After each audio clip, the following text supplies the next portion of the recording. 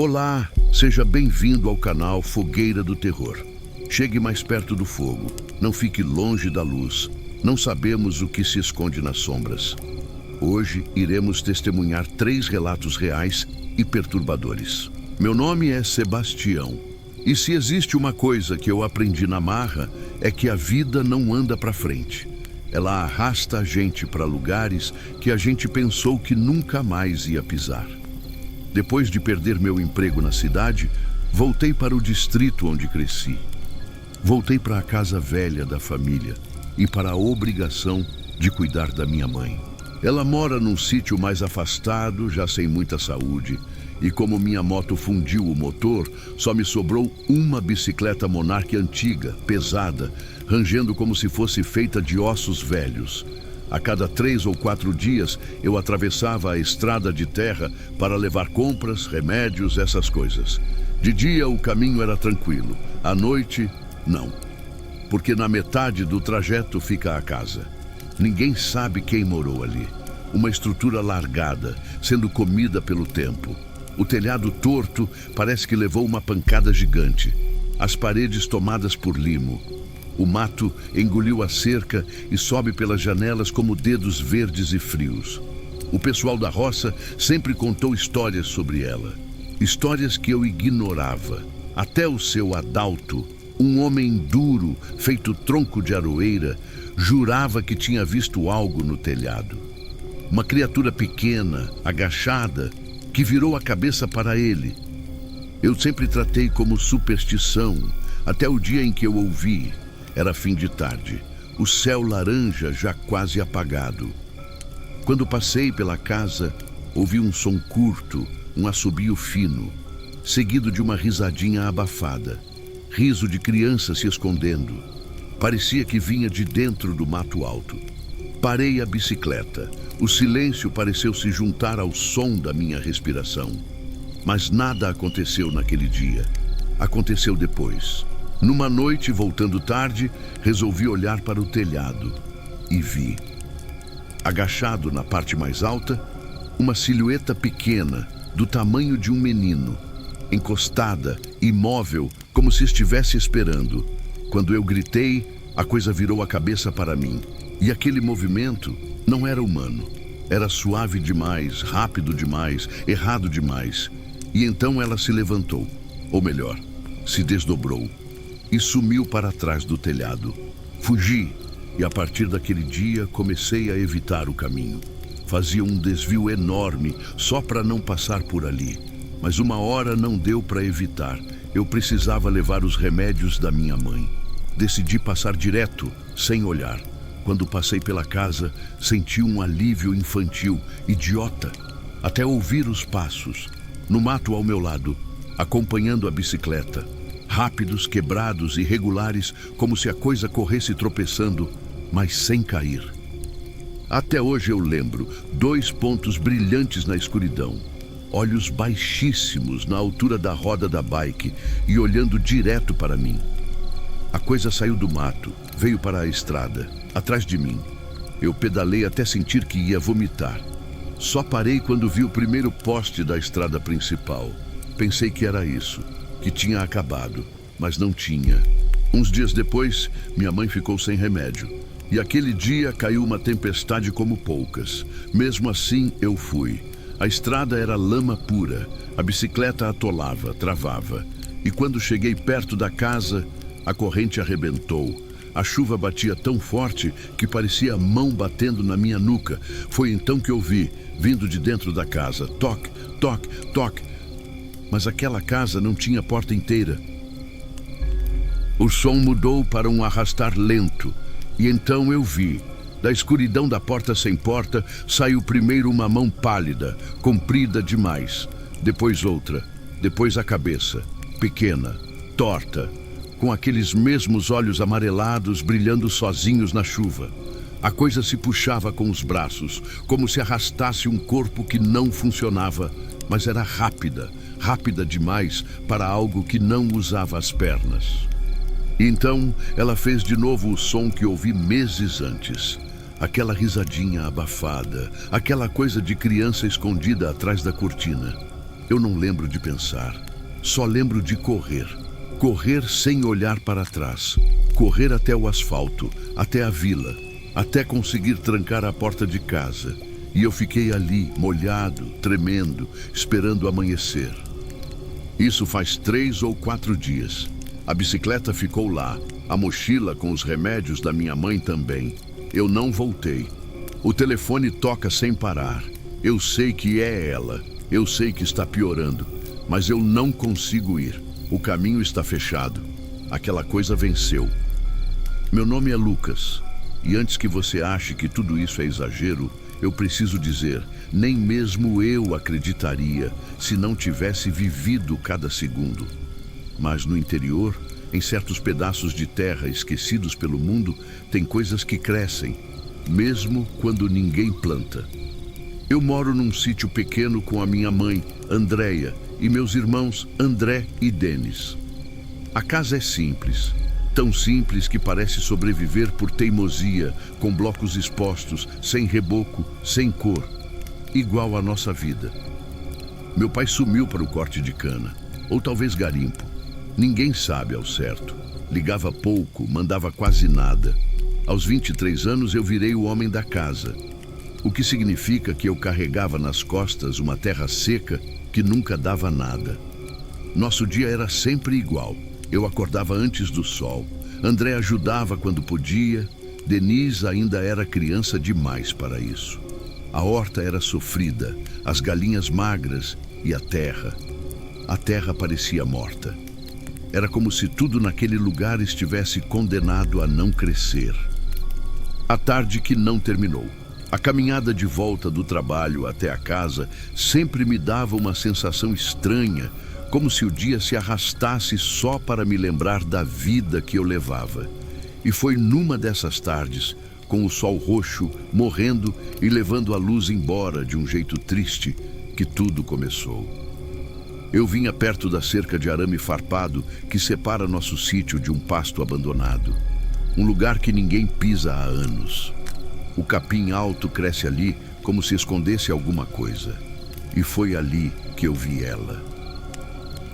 Uma mulher parada de costas para mim, com a saia presa no arame enferrujado. A primeira coisa que me incomodou foi o jeito dela puxar o tecido, sem pressa, sem força, sem medo, como se o tempo não tivesse mais importância para ela. Chamei. Boa tarde. A senhora precisa de ajuda? Ela virou devagar, tão devagar que parecia que o pescoço dela rangia. E quando o rosto apareceu, eu gelei. Ela tinha a pele branca como cera, enrugada como papel amassado. Mas o pior era o olho. Um olho castanho e normal. O outro, completamente branco, leitoso, mas me olhando como se enxergasse mais do que o olho saudável jamais veria. Foi nesse momento que percebi um som baixo, úmido. Ela estava mastigando devagar, mas não havia comida nenhuma. Ajudar? Eu tentei. Soltei o tecido preso no arame podre e mal toquei na saia, o farpado estourou. Ela continuou me encarando. Você é o filho da Andréia, o que cuida daqui, ela disse. Não perguntou, afirmou. Do bolso fundo do avental, ela tirou uma semente quente, quente como fogo, e colocou na minha mão. Plante onde o sol do meio-dia faz sombra. E sumiu, literalmente. Em poucos passos, o mato engoliu ela. A semente. Cheguei em casa assustado, mas tentei fingir normalidade. Quando perguntei para minha mãe sobre alguma senhora pálida lá para os lados do pasto, ela gelou e disse que nunca tinha visto ninguém assim. Eu escondi a semente, mas ela queimava no bolso como se estivesse viva. No dia seguinte, com raiva da vida, do cansaço, da terra seca, eu cavei um buraco onde o sol do meio-dia faz sombra e enterrei a semente. Eu não acreditava em nada, mas enterrei mesmo assim, como se estivesse desafiando o destino. Passou uma semana, depois 2, nada nasceu. O tempo engoliu a lembrança da semente. até que um cheiro começou. Um cheiro doce, quente, envolvente. Bolos, os bolos da minha mãe. Mas não era o cheiro normal, era doce demais, quase viciante. E de repente, todo mundo queria comprar.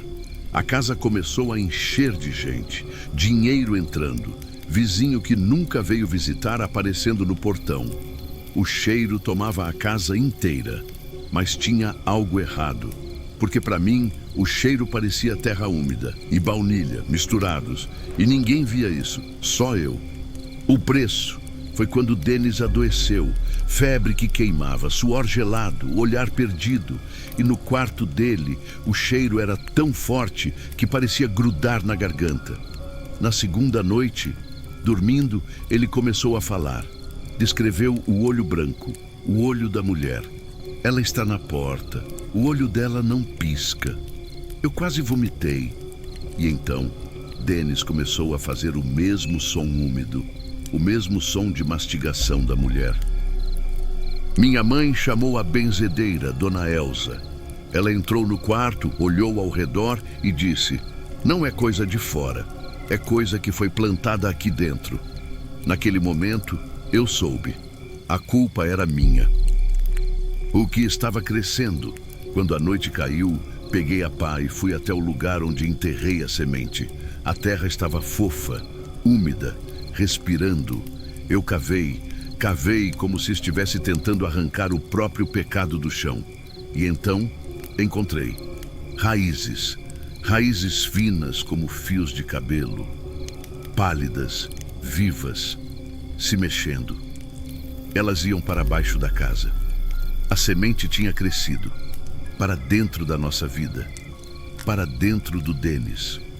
O cheiro de baunilha e terra saiu do buraco como um sopro quente. Eu tampei o buraco desesperado, mas já era tarde. O mal já estava alimentado. O desfecho sombrio. Minha mãe rezou por dias e o cheiro foi recuando. A febre de Denis baixou, mas ele nunca mais foi o mesmo. Ele não ri, não brinca, não chora, só senta na varanda e olha para o nada, como se estivesse ouvindo alguma coisa embaixo do chão. Ninguém mais comprou os bolos. O cheiro sumiu, a sorte acabou. A vida voltou a ser seca. E eu sei que a mulher não trouxe nada, apenas acordou o que estava aqui. Aquela rede de raízes, aquela coisa viva, ainda está lá, crescendo devagar, esperando, ouvindo. E cada passo que damos dentro de casa, pisamos em cima dela. Meu nome, tanto faz.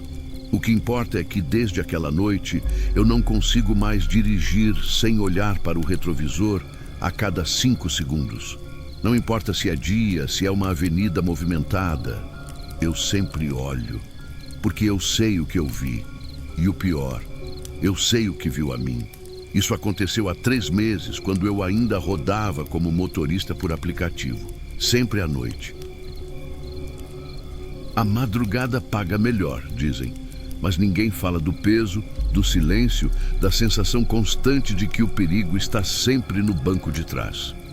Naquela noite, eu estava rodando desde as 6 da tarde. Quando deu 2:30 da manhã, eu já não era mais eu. Era só um corpo no automático. Os olhos ardiam, a nuca doía como se alguém apertasse com a mão fechada.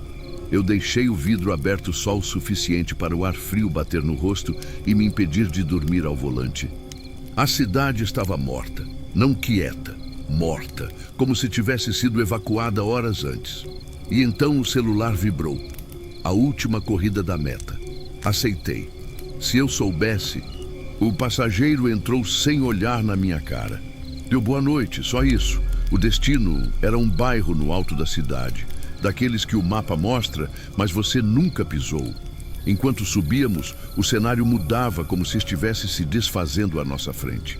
O asfalto bom virou remendo, depois virou rachadura, depois virou promessa. Os postes eram velhos, com lâmpadas amareladas piscando do nada. As casas eram altas, apertadas, todas escuras por dentro. Mas o pior não eram as casas, era o silêncio. Um silêncio morto, um silêncio de lugar abandonado. Sem cachorro, sem TV, sem passos. Nada. Só o barulho do meu motor forçando na subida. E eu sentia como se alguém estivesse me observando de algum canto que eu não conseguia ver. De repente, o passageiro disse: "É aqui mesmo, pode parar." A viela que ele apontou era tão estreita que o carro nem passava. Encostei, ele desceu rápido, sem olhar para trás, e sumiu na escuridão entre as casas. Quando a porta bateu, eu apertei a trava elétrica. O clique ecoou como uma explosão. Eu só queria ir embora dali, mas o sinal do celular sumiu, o GPS travou, o aplicativo ficou mudo, eu estava completamente isolado. Segui pela rua tentando achar uma rota lógica. Se subir, basta descer. Mas quanto mais eu dirigia, mais o mundo parecia errado. A rua estreitou, o asfalto acabou, virou terra misturada com um paralelepípedo solto. O morro à esquerda terminava em um barranco sem proteção. E a rua simplesmente acabou, sem aviso, sem placa, sem sentido. Era só um terreno baldio e depois o abismo. Eu respirei fundo, coloquei a ré e comecei a manobra. Foi aí que vi a luz.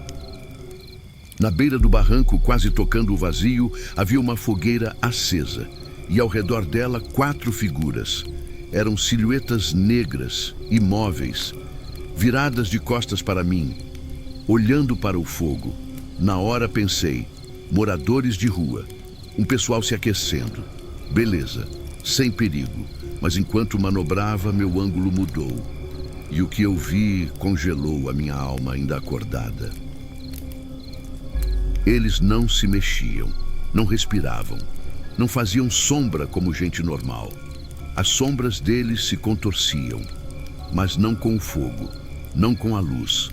As sombras se mexiam sozinhas, se esticavam pelo chão, como cobras, entravam na terra, deslizavam para longe dos corpos, como se fossem criaturas independentes.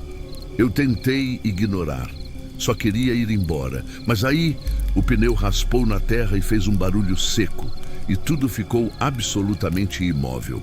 As 4 figuras pararam, e uma delas virou a cabeça na minha direção. O rosto não era um rosto, era branco, de um branco doentio que absorvia a luz da fogueira ao invés de refletir. O cabelo era escuro, mas a testa subia alta demais, como se não tivesse fim. Os olhos eram buracos, sombras profundas, vazias.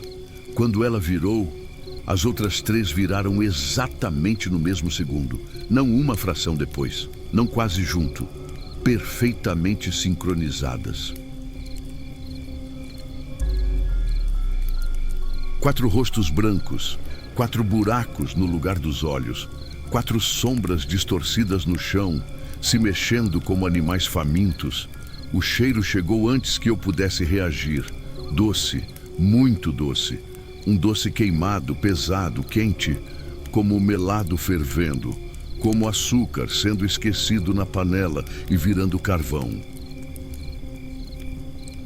O cheiro entrou pela fresta da janela como se tivesse vida própria.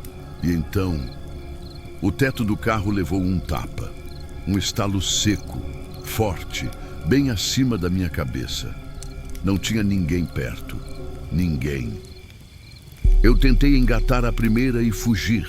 Pisei fundo. O motor gritou. Os pneus escavaram a terra. Mas o carro não andava. O velocímetro subia. Mas eu continuava parado, diante da mesma casa escura. Como se eu estivesse preso em um loop. Como se o chão não deixasse o carro sair. O cheiro aumentou, encheu o carro, queimou meus olhos.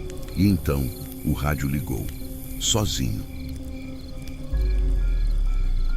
O GPS começou a falar, mas a voz estava distorcida. Recalculando, recalculando, até virar algo grave, lento e irreconhecível. Depois, no meio da estática, veio outra voz, várias vozes, sussurrando dentro do carro. Fica aqui, você não sai. Fica aqui com a gente. Olhei pelo retrovisor. Nada. Mas quando virei o rosto para frente, uma das figuras estava ali, a 5 metros do carro, parada, me olhando. Ela não tinha caminhado, ela não tinha se aproximado, ela simplesmente apareceu ali e começou a vir na minha direção, deslizando, sem mover as pernas, sem mexer o corpo, só vindo. O pânico tomou conta do meu corpo inteiro. Eu gritei, pisei no acelerador com força suficiente para quebrar o pedal. O carro deu um tranco e finalmente saiu do lugar.